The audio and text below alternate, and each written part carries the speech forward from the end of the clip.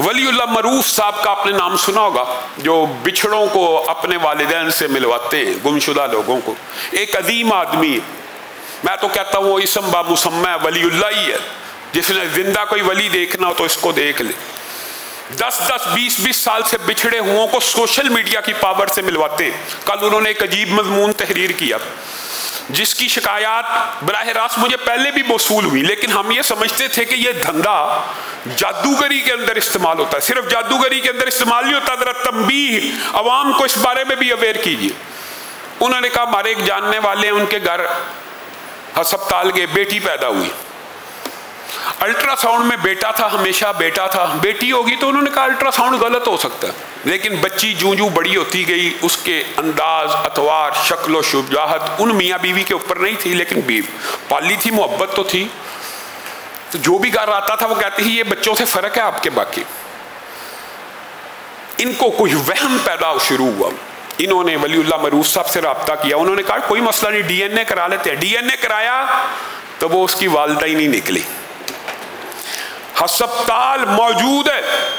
اس case کے اندر ولی اللہ معروف کا آپ نے ساتھ دینا ہے. اور ان کیسز میں اس ہسپتال کے خلاف کارروائی ہونی چاہیے کہ نہیں ہونی چاہیے جس نے بیٹے کے ساتھ بیٹی کو بدل دیا.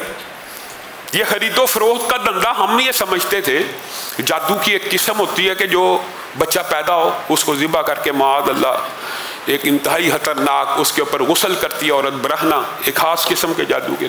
تو ہم یہ سمجھتے تھے یہ ہسپتالوں سے جو بچے اغوا ہوتے ہیں اس دھندے کے لیے ہوتے ہیں. نہیں، وہ ہسپتال کا عملہ ملوث ہے کسی کا بیٹا کسی کو بیچ دینے میں اور اس کی بیٹی یہاں ٹرانسفر کرنے میں. انا للہ و انا الیہ راجعون. معاشرہ کہاں تک جائے گا اس ظلم کے خلاف؟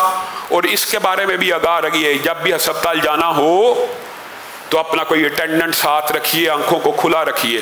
یہ بھی کوئی بیٹی کے خلاف میں بات نہیں کر رہا. بیٹا اور بیٹی الحمدللہ ہماری باجی اقصیٰ کو اللہ تعالیٰ نے بیٹے کی دولت سے بہرہور کیا. 10 سال کے بعد دعا کروایا کرتی تھی. خواہش ہوتی ہے بیٹے کی 5 بیٹیاں تو ایک بیٹا بھی ہو جائے، لیکن اس میں کوئی بیٹی کی شان و عظمت میں کمی نہیں ہے. حدیثیں وہی ہیں جو پہلے خطبے میں آپ کے سامنے پڑھ کے دکھا دیے. علامہ ہشام الہی ظہیر کے بیانات حاصل کرنے کے لیے آفیشل چینل علامہ ہشام الہی ظہیر کو سبسکرائب کر لے.